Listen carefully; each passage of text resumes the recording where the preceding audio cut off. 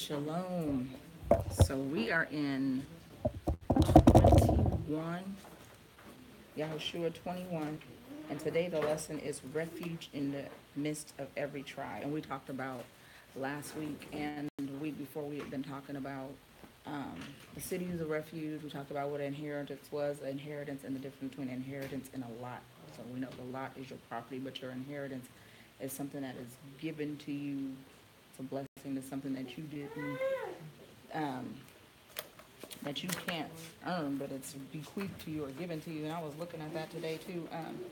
I was thinking more about it. I was like, wow, when you start thinking about inheritance and our inheritance and just like earthly inheritance and spiritual inheritance, that it's something that's not, it's something that's purchased by the work of another person's hands and then given to you. Just given to you. And so when I was going over that, I just added that note in.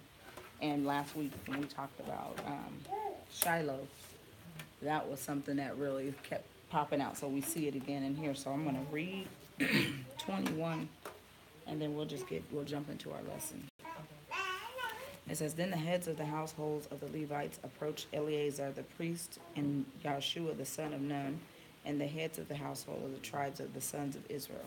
And they spoke to them at Shiloh in the land of Canaan, saying, Yahuwah commanded through Moshe to give us cities to live in with their pasture lands for our cattle. So the sons of Israel gave the Levites from their inheritance their cities with their pasture lands according to the command of Yahuwah.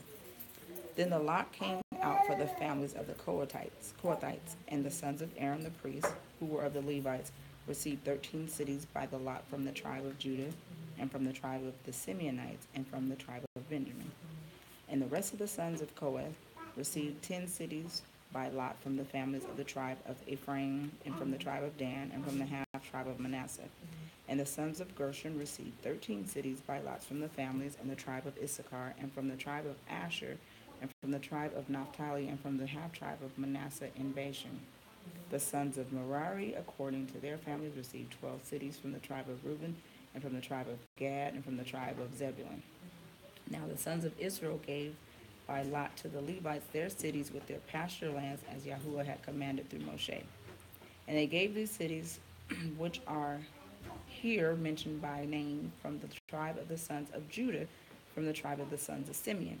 And they were for the sons of Aaron, one of the families of the Kohathites, and the sons of Levi, for the lot was theirs first.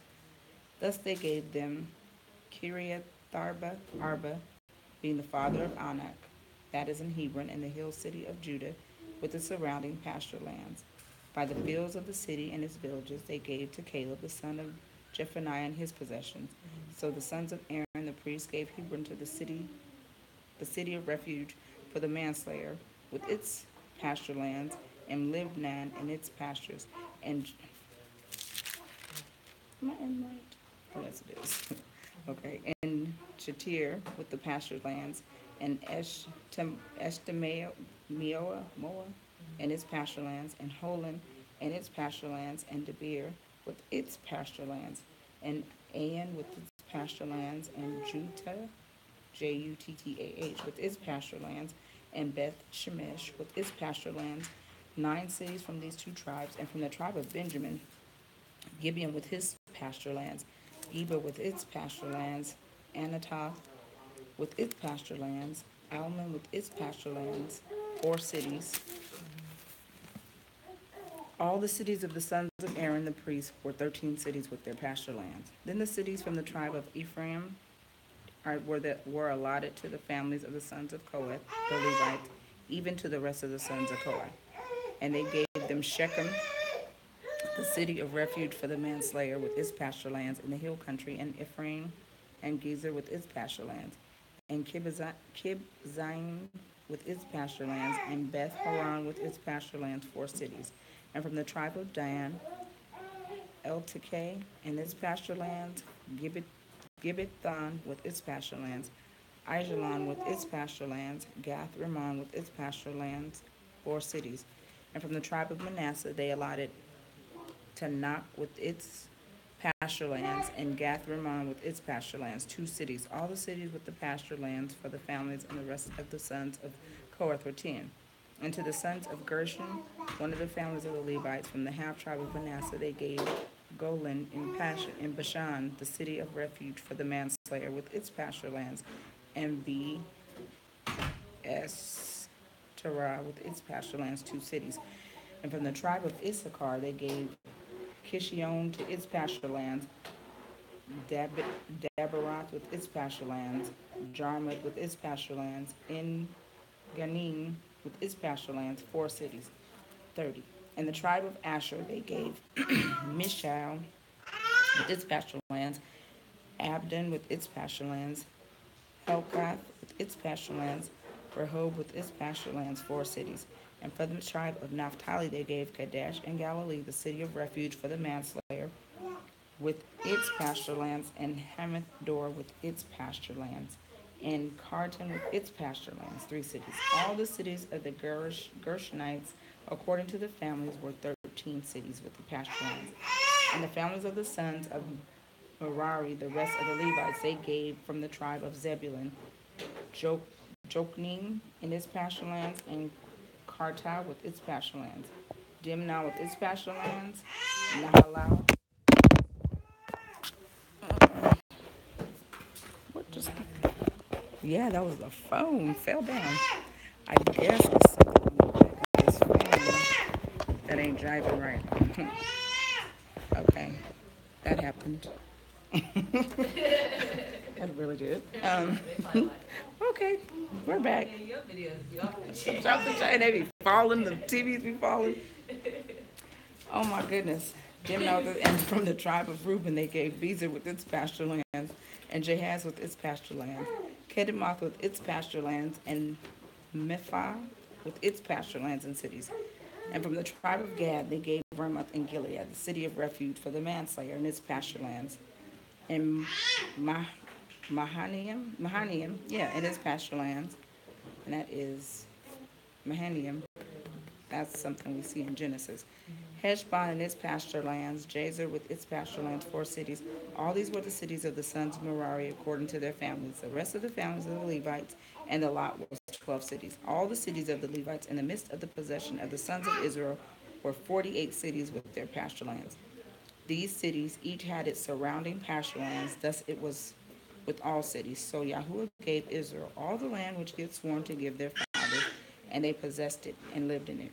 And Yahuwah gave them rest on every side according to all that he had sworn to their fathers, and no one of all their enemies stood before them. Yahuwah gave all their enemies into their hand. Not one of the good promises which Yahuwah had made um, to the house of Israel failed to come to pass. Oh, the 48 cities. And um, these cities that we see, we'll see them, we've seen them as Abram journeyed out and walked through the land because Yah told him wherever his feet touched, that would be his, and he would make him as large as the sand of the seashore. His descendants, and you see these names come back to play again and again. So it seems like a lot, and I do it too when I'm reading. I'm like, that's why I was like, did I just read that? But I did read it because we read it in 20, and we've seen so those names start to ingrain in your mind. So we know repetition makes the master. Those are the same people, a lot of those people are the same people. Yeah, the same places have been not just the same people, but the land has been around. It's not a new land when you see it, because you look at Merari, that is where I believe either Jacob troubled or travailed with an angel, and he named it Merari. I think even when he was running or when he was coming back, and I want to be for sure, so I'll look that up for next time. But these places were named things because spiritual things happen. And so when I was thinking about what I was going to call this lesson, that's why I called it refuge in the midst of every tribe. So we see that um, every tribe got what was allotted to them, and nobody got more than they needed. Everybody got what was necessary for the amount of people that they had. So it wasn't this whole thing. You didn't have homelessness. You didn't have people sleeping on the ground out here outside. If you were kicked out the community, it was because you put yourself out by disobeying not following the commandments or just not wanting to follow. He would get kicked out the camp or stoned one. So, and then even in we talked about even in the midst of all of the tribes having a place to dwell, they had a city of refuge, and we talked about what the city of refuge was and what the refuge was. It was like being able to go and have an asylum until you were guilty. It wasn't you until you were found guilty, but you were guilty of something. But they wanted to make sure that in those cities of refuge that you weren't guilty of premeditated murder, manslaughter, okay, accidental, but not I had aught with my brother, and so I said I accidentally killed him. Like we do this now. Right. You have an argument with somebody, and you know it's your sole intention, and you're gonna try to lure them to a certain place and time so that you can do certain things to them, and that's what we see how our laws are corrupt. Because we do like, okay, I'm gonna make that person mad enough to come knock on my door, and I'm gonna get them, that kind of stuff. So you provoke to wrath, exactly. So my first point is the blueprint. And the blueprint was he summons the sons of Israel, and they came to the door. Again, the heads of the households of the Levites approached Eleazar, so they came to the priest, and they approached Yahoshua, the son of Nun, and the heads of the households and the tribes of the sons, and they spoke to them at Sheol. We talked about what Sheol meant. Morning. And if we look at Ezekiel 21:27, we talked about what Sheol was, or Shiloh. Sorry. Shiloh. And until the coming of, or whose it is right. So you come to the door of whose everything already is. That is just so paramount to everything. It's like nothing is out of order. So the leaders knew that they had to come to the door and come to an approach or speak to the one who was the mouthpiece of whose everything was to get what had been promised to them. So it's again a conscious reverence and a conscious coming to and showing that who's in control, who's what is. And he said, and it also says the name also means he whose it is, or until the coming of, or who is the rightful owner of, and I will give it. That name has those different variations, and so we see it. We see it in Ezekiel 21, the mention of it in prophecy, because we know that Ezekiel, we know that Jeremiah, we know that Isaiah, we know that Daniel. These are all prophets, and they talked about end time prophecy. So they talked about things that would happen far off or in the future. So it's funny how they tell us you don't read the Old Testament, but these people were talking about, they had foresight. So this wasn't happening right away. It was something that Yah put in their spirit to put in His Word and talk about future in the future in future times. So Ezekiel 21. And you have to remember that their foresight was cyclical. So a lot of people when we combat and they talk about it, they think once it's done, happen once, that's it, it's done. But no, the thought is cyclical, because every time you obey or every time you disobey, that there goes judgment. Life is cyclical, and that's where you look at it. When you look at life, it isn't. There's never this arrival. So you always. I remember, young, you think, oh, I do this and I do this and I do this. Oh, and I've arrived. You finish college, you've arrived. Or you do this. No, and people do that with children. So it's like, okay, once they're 18, that's it. No, it's not. There is theory. So from 0 to 18, I am teaching you how to live. Then from 18 to whatever, 30 or till forever, because a child always comes to their parent for guidance, understanding, questions. I have, like, my daughter called me, okay, I'm buying this roast. And so what do I do? And I would always tell her, I was like, you got the kids, you got 3 kids, you come to work all day, and then you're mad because you got to cook later on. I said, do this. Put your meat in the crock pot. You're going to make tacos. in the morning, make all your fixings. So when you come home, all you gotta do is fry shells. Get the kids in their bath, sit them down and feed them. Because we work long hours. And she's like, okay. But it's cyclical, and you don't ever stop learning from your parent. It's like, I would tell them all the time, I was like, okay, y'all want to do this A, B, and C. I can already tell you what's going to happen. That's why I said, no, don't do it. But okay, I'm sitting on the fence. I'm sitting here, and you walk in the path that I've already, all those snares and snags, I've done it, so you don't have to do it. Just listen. So it's cyclical. Parenting, because then what happens? Your children have children. Guess where they bring the kids back? To mama. Even more. You bring them back because now I need you to help me and guide me through where you got me to. You got me grown. I don't have broke legs, broke arms. I can end up in CPS. Help me. Yeah, so you come back.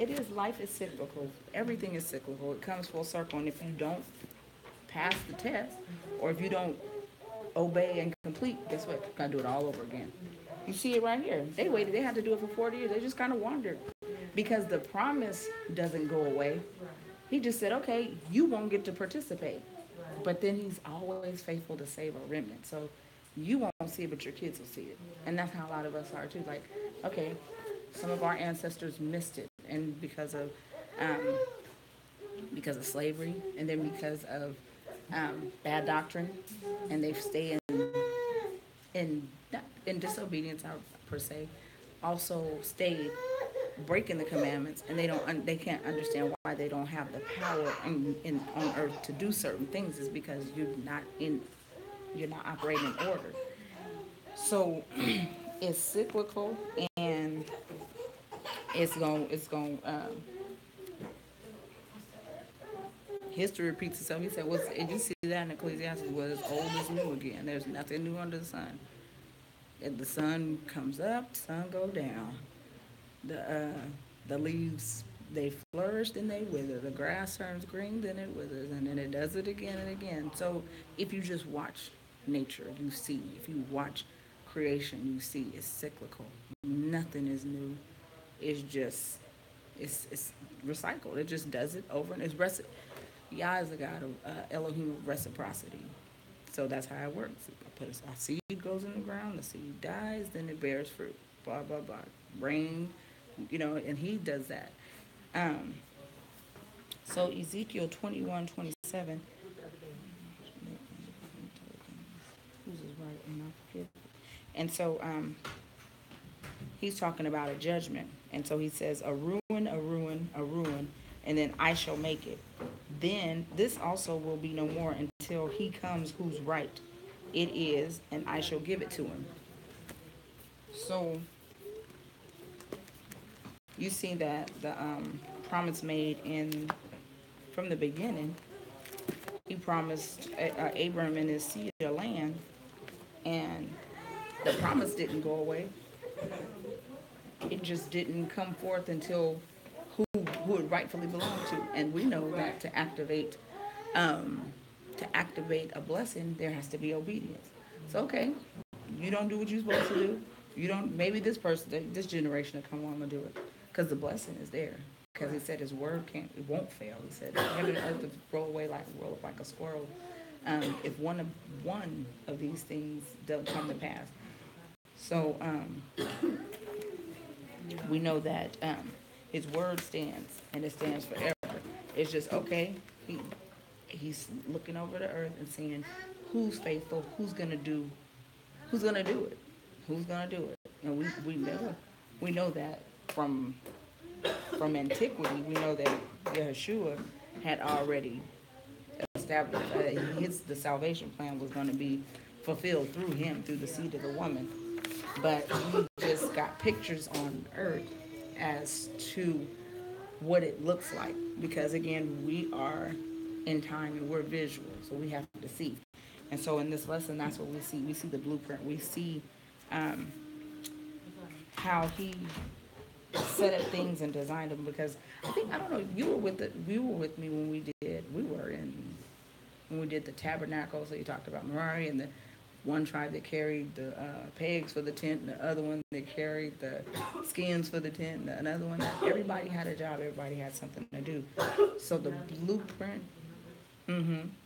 blueprint is just that. It's like the tabernacle was the center of worship, and so it's a picture of the kingdom, his will on earth as it is in heaven. And that's the model. So when we talk about the model prayer, and we talk about everything that we pray has to line up to what has already been designed to look like. You can't pray nothing new. There is nothing new. It can't add to it. There is, and that's funny because there is no. We could pray for a whole lot of stuff that ain't gonna come past and add in. But the prayers, if we are aligned with how the model prayer and how we were supposed to pray, it's praying for what already has been spoken and established, and His will and how He's going to accomplish it. And what we're really praying is help us to fall in line, to be obedient to do it. And that's a lot of the war on earth and what we have, how we war with and be like feeling like our prayers aren't answered because we're not willing to humble or be humiliated or humble enough to fall in line with His will and bring forth His kingdom and like He has established it to come forth. And so we have we could save ourselves a lot of heartache when we line up and it is will. Yep. Expecting something different. It's like, no, I believe if you ask Him to give you the power to to minister and to do what it is He's called us to do in the earth with His people in the right fashion, He gonna do it because that is His will. You know what I mean? But all this other stuff we be talking about, oh God, that's good. I just won $7,000 at the casino. No, that's chance. Cause how much have you gave away already? Like that kind of thing. You just got your money, maybe 10% of what you've been giving away back. Yes. Years and get a little bit back, but that's how He keep you coming back. So the blueprint we talked about was Shiloh or Sheol, where they come to the gate with the priest, and you come to the one whose it rightfully belongs to already, and make your request. And the promise had already been made, and that's what y'all wants us to know too. His word. You can't don't recite something back to me I ain't said, because people always say I got a word for you. He told me, and no, He didn't. Where's it at? Did He tell you? Show me the scripture He told you to tell me, because I don't like all that prophecy stuff and about what the Lord told you to say. But no thanks. Don't do me no favors. Show me my word. Show me His word. And that's what His thing is. Okay, do this. Remember what I said. Then you can pray. If you know what I said, then you can talk to me. And we can have a conversation about what I said. Then I can reveal to you what it is I said. Psalms 24 talks about the blueprint. That's one of the scriptures I put in.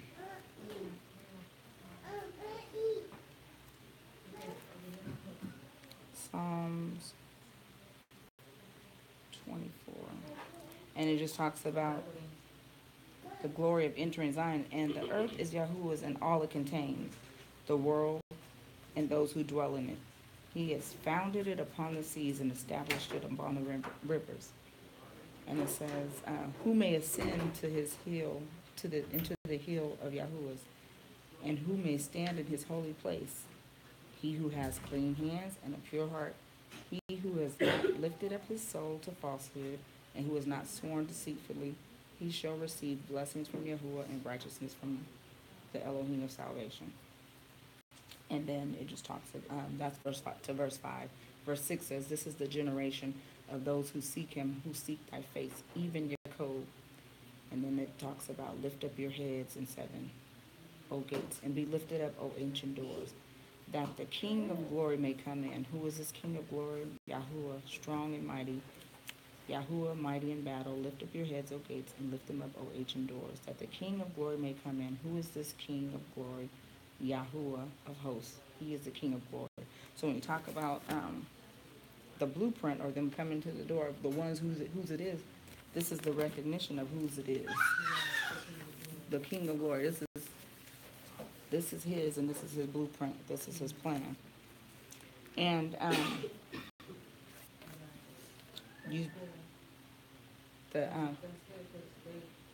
coming to Him for earth. Earth. Mm-hmm. For land. It's His. It's not, according to what the law of Moshe, yeah, the law of Moshe, but who was the law? Who gave the law to Moshe? And it tells you in the book, in Numbers and in Exodus, that he was one that Yah spoke to face. Like as a man, he told Miriam, he told Aaron when they were trying to bring choice. I talked to him face to face as I would a man. It's like I speak to him. You don't have to do. Don't question what's said because I'm talking to him. The city of refuge, point 2. And that's we talked about all the cities of refuge, and in totality there were 48, I believe. There were 48. Yep, 48 cities, and in those cities, and amongst every tribe, it wasn't just one city of refuge. So it's crazy when you look at it too. He set it up that in your guilt,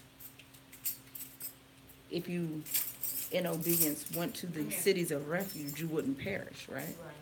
So in your guilt, I'm not going to make the city of refuge far off.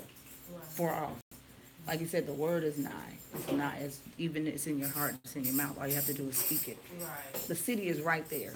All you got to do if you're guilty is run to it, and then plead your case at the gate to the elders, and then and then they will let you in. So we talked about that last week about the Levites and about their portion, and their portion being Yahuwah, and Hola brought something out. She's like, people say, well, the Levites, or how are they going to protect you? Because people always look at a pastor like, oh, lowly and humble and meek. But these were warriors. You remember in Genesis 34, you remember what Levi and Simeon did? When their sister, they got the men circumcised, and they weren't content with it. They got them. So they went to war. And so it's something that came back to mind where Jacob was, I think he might have still been a little upset when he gave them their inheritance in Exodus 32, because he didn't give them a blessing. It kind of was a curse, what he said. And if you have time, go back and look at Exodus 32. Genesis 49 was because of Exodus 34. So in Exodus 34 is when they executed judgment on the men who raped their sister. But even though the king loved her and wanted her, and afterwards he wanted her after she had been raped, the Canaanites. And so then Jacob made a treaty with him to let him have his daughter, but his sons was like, oh no, you done bow down. Like that's how they felt, because they went back in Genesis 34 and took care of business. So slaughter. So then their father gave them no earthly inheritance, and so that just kind of fast forwarded it to questioning, like, why didn't Levites have a portion where it said Yah was their portion? And so you can see where those scriptures come in. It's like, okay, when your mother and father forsake you, he's a father to the fatherless, a mother to the motherless, and he's their portion. And I think also in them being his inheritance, teaching him to depend on teaching them to depend on him, because in their own zeal they took vengeance, and now no, you need to be under my order, because y'all warriors and you have the heart, y'all go for it. But you need to be under the direction of me, and I'll provide for you and I'll give to you. And so you can kind of see, that's what I saw in it, and you might see something different. But the Levites portion was Yahuwah, and that was spoken in Joshua 13 and 14, Deuteronomy 18, 1 and 2. And then it talks about in 1 Peter 2, 9 and 10, where you are a royal priesthood, a holy nation, a city on a hill, my people. So you see the refuge amongst all the tribes. And so when it talks about him being a fortress, Psalms 9 and 5 came to my heart.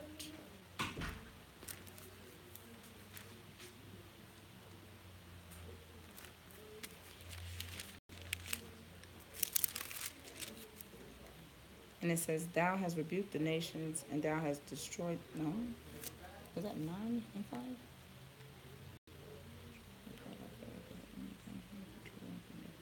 Nope, that's not it. Maybe it was 95. 91. 91:21. Psalms 91:21. I need glasses, so in the morning when I'm up writing, I'll be leaving off numbers. I'm gonna quit being disobedient and get some glasses. Hmm. See, this isn't right either. 91, 1 and 2. Okay, it says, He who dwells in the shelter of the Most High will abide in the shadows of the Almighty. And I will say to Yahuwah, my refuge and my fortress, my Elohim, in whom I trust. For it is He who delivers me from the snare of the trapper and from the deadly pestilence. He will cover you with His pinions, and under His wings you may seek refuge. His faithfulness is a shield and a bulwark. You will not be afraid of the terror by night or the arrows that fly by day. And you can just go on and read more of it, because it talks about Him, security for the one who trusts. So, again, if you don't trust the word, and if you don't obey the word, and you don't go to that city of refuge, the kinsman avenger will be on you. You will be murdered. You'll be killed. And that's when you think of this. Again, I said last week, this is a picture of salvation, because not is there a kinsman redeemer, but there is, for the wages of sin, there is death, and we are all guilty. We all guilty. And so if you don't seek refuge, or if you don't repent and go, because that's what you had to do when when you were guilty of manslaughter, and for protection you ran to the city and you spoke to the elders and they protected you. And again, we talked about the Levites. They were warriors. Levi and Simeon, they were warriors. The priestly tribe, the tribes, they're not to go in and procure a land. You can't be weak. You have to be a warrior. You have to know how to fight. You have to know how to protect. You have to be willing to lay down your life. So these people were willing to lay down their life for the person that came to them guilty and confessed until it was time for trial. And so that's the picture of the city of refuge amongst all the tribes. And again, all of the tribes had a city of refuge. And then when you see that, you see the bigger picture of, like when it says in Revelation, he said, and I saw a number above all numbers from every nation, tribe, and tongue that were coming into the city, the saints coming into the city. So we know that people always say, oh, well, earth won't pass away until everyone has heard the gospel. But in the midst of every nation, tribe, and tongue, there is the gospel. There is somewhere of refuge. And you see it here. There's a picture of refuge here. And there's a picture on all four corners of the earth. All four of the places, the four corners of the earth where we've been scattered, there is refuge for us. There is refuge for somebody. There is the word is somewhere. It's whether or not you want it. But if you seek it, you'll find it, right? And so,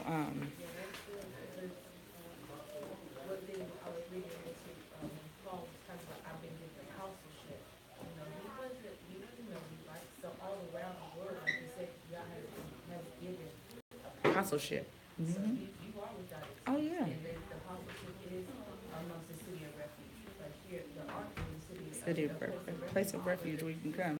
Mm-hmm. Yep, in this town you can come. And not only that, it's worldwide. And because of, I got a chance to speak to a family member last night, early this morning.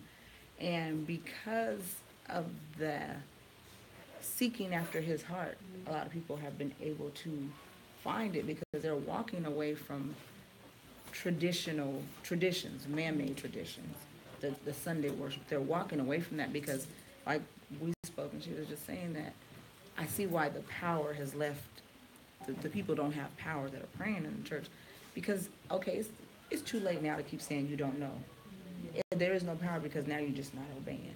Because now if you're seeing this, and that's what I told her, I said, well, that's why I don't mind looking crazy to those who say, well, why do you do this on this day and why do you do that? Because I'm obeying the master. So I said, I'll obey the Father and leave the consequences to him.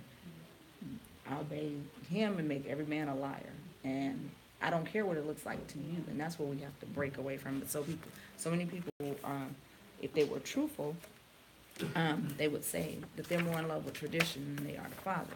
A lot of people say that about their appetite too. I talked about that the other day, about their appetite. So a girl the other day, she was having a headache in my chair, and I said, well, what are you doing? Have you stopped eating this and this? I said, do you eat pork? She was like, yeah, I love my bacon. I can't give up my bacon. I said, I said, well, you shouldn't love it more than you love your life, because that's what you're basically saying when people say, oh, I love this. So you love it more than your health. You love it more than being commanded by the Father not to eat it. So you love your appetite more than you love the Father. So, yes, so you willing to take your chances on whatever's going to happen to your body, because your body does judge you. Your sins find you out. Your body will tell on what you've been doing. You gain weight. It'll tell you you've been eating too much. You ain't been moving enough. It tells you what's going on. It's evidence. It is not without cause, not unless it's an autoimmune deficiency, but still, you know what I mean? There's still, because of environment and everything else, we all can have all kind of other stuff, but it'll tell you what's going on. The last point is peace. So you look at the peace that he gives them in the last 43, and it's just,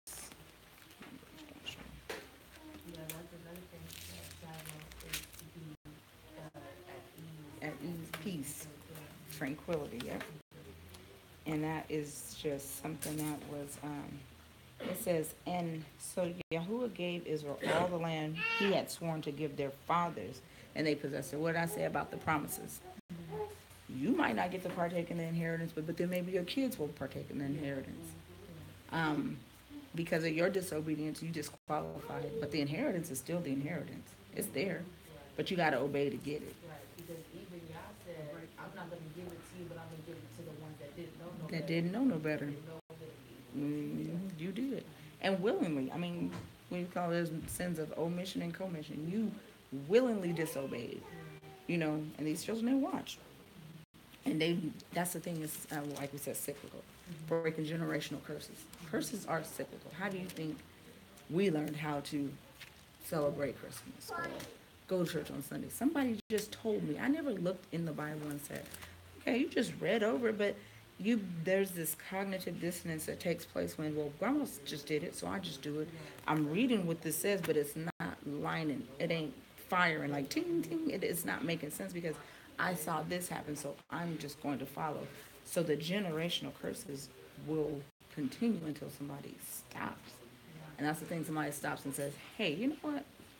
I'm going to go back to this. This makes sense. I'm reading the word, the Bible, for everything, all that it is. And that's the same way you find Hamashiach. You find him in the word when you read the word for all the word is, because people still read it and still have these vague understanding of how you're supposed to come to the Father, what this really says. They get stuff all misinterpreted, and it looks like to them, oh, they're doing something different, because no, I'm following, and in obedience he gives you revelation and understanding.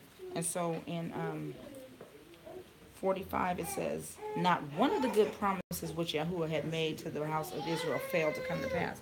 So the promises that he made were good. The commandments that he gave are good. What his word is good. The good, not one of the good promises. So whatever the promises that are attached to obedience are good. All you got to do, like it says, taste and see. So you see that he gave them peace. And Zephaniah 3:17, and that's all he ever wants to give us. He wants to be your leader, your master, your Elohim, your all in all.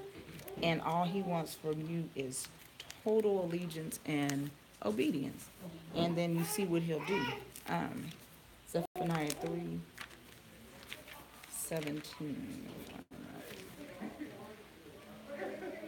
And if somebody find it for me before me. Zephaniah 3:17, and you have to read it a little loud.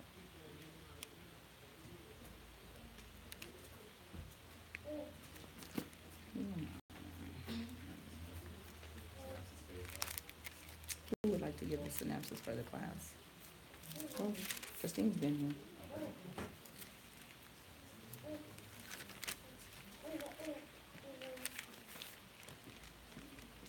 It's a little bit. Anybody see it? Okay.